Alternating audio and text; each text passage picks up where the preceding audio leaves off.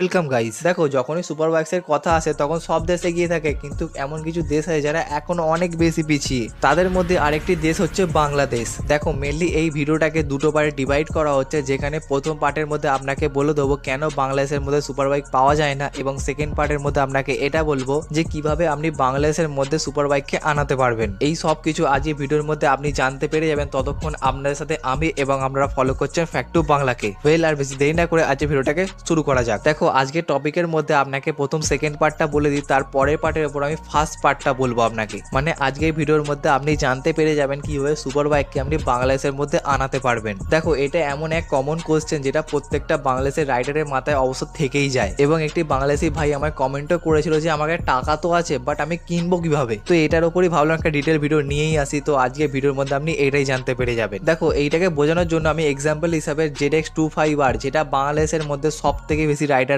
পছন্দ করে থাকে। এবারে আপনি মেনে নিন এই বাইকটাকে আমি বাংলাদেশের রোডের মধ্যে চালাবো, বাট বাংলাদেশের মধ্যে এই বাইকটা অ্যাভেলেবেলই নেই। তো সিম্পল ব্যাপার হয়ে গেল না। এবার এই বাইকটাকে তার মানে আমাকে ইম্পোর্ট করে বাংলাদেশের মধ্যে আনাতে হবে। তো এখন সব থেকে বড় প্রশ্ন হলো আমি কিভাবে আনাবো। তো এই বাইকগুলোকে ইম্পোর্ট করার জন্য দুটো মেজর কন্ডিশন থাকে। দেখুন, প্রথমত হচ্ছে আপনি যেই বাইকটাকে কিনবেন সেই বাইকটার ম্যানুফ্যাকচার, মানে সেই বাইকটাকে যেখানে তৈরি করা হচ্ছে সেইখান থেকে আপনাকে কিনতে হবে। এই টাইমে ম্যানুফ্যাকচার বলতে আমাদের ভারতবর্ষের মধ্যে হয়ে থাকে, বাট আপনাকে জাপানের মধ্যেও যেতে হতে পারে। এবং সেকেন্ড কন্ডিশন যেটা আপনারা করতে পারেন ভালোভাবে, সেটা হচ্ছে যেখানে আপনাদের দেশের মধ্যে কাওয়াসাকি শোরুম আছে তাদের সাথে কথা বলে আপনার এই বাইকটাকে আপনাদের দেশের মধ্যে ইম্পোর্ট করতে তারা সাহায্য করবে। দেখুন, এই টাইমে ইম্পোর্ট করার ক্ষেত্রে যে মেজর জিনিসটা সব থেকে বেশি ইম্পর্টেন্ট সেটা হচ্ছে ট্যাক্স। দেখো, এই পৃথিবীর মধ্যে ট্যাক্সই হচ্ছে এমন একটা জিনিস যেটা কম দামি জিনিসকে অনেক দামি জিনিস করে দিতে পারে। সেক্ষেত্রে এই বাইকের ওপরও আপনাকে অনেক ধরনের ট্যাক্স দিতে হবে। দেখুন, এই টাইমে বাইক আপনি আনেন বা আদার যে কেউ আনেন, আপনাকে সেই একই ট্যাক্সই ভরতে হবে। দেখুন, প্রথমে ইম্পোর্ট করার ক্ষেত্রে আপনাকে 45% ইম্পোর্ট ডিউটি ট্যাক্স দিয়ে দিতে হবে।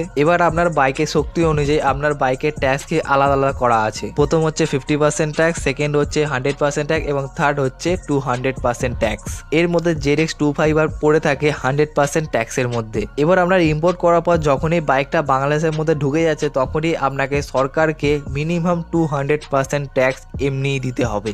এবার এই ইম্পোর্ট ট্যাক্স এই সব কিছুকে সরিয়ে ফেলুন। এবার আপনার কাছে এখনো খরচা বাকি আছে, কারণ বাইকটাকে রোডে চালানোর জন্য এখনো আপনার বাইকের মধ্যে নাম্বার প্লেট, RTO রেজিস্ট্রেশন, এরকম তারা অনেক কিছু করতে হয়। তবে গিয়ে আপনি এই বাইকটাকে বাংলাদেশের মধ্যে চালাতে পারবেন। মানে হিসাব করে দেখতে গেলে বাংলাদেশের মধ্যে যদি আপনাকে ZX25R কিনতে হয় তাহলে আপনাকে প্রথমে 45% ট্যাক্স, এর ওপর 100% ট্যাক্স, এরপরে 200% ট্যাক্স দিতে হয়। মানে শুধুমাত্র দেখতে গেলে একটি বাইকের উপর আপনাকে 350% ট্যাক্স দিতে হচ্ছে। তাহলে এই টাইমে আপনি একবার ভেবে দেখুন আপনার বাইকের দাম কোথায় যেতে পারে। হ্যাঁ, একটা কথা সত্যি যে বাংলাদেশের মধ্যে 300 সিসি পর্যন্ত লিমিটেশন আছে, তবে আপনি যদি ভালো রাইডার হন এবং আপনি সরকারকে জানিয়ে এই বাইকটাকে রোডের মধ্যে চালাতে পারেন, কারণ এই বাইকটা সামান্য 250 সিসির হতে পারে, বাট এর শক্তি অন্য সব বাইকের থেকে অনেক বেশি। দেখুন, একটা কথা সত্যি যে আপনি খেতে পান না পান, আপনার কোনো শরীরের অঙ্গ খারাপ হয়ে গেছে তাতে কোনো যায় আসে না, কিন্তু বাইককে আপনাকে ভালোভাবে রাখতে হবে। তবে হ্যাঁ, একটা কথা সত্যি যে আপনি বাংলাদেশের মধ্যে সুপার বাইককে আনাতে পারবেন, তবে যখনই আপনি কোনো সুপার বাইককে নিয়ে আসবেন তখন আবার রেসপন্সিবিলিটি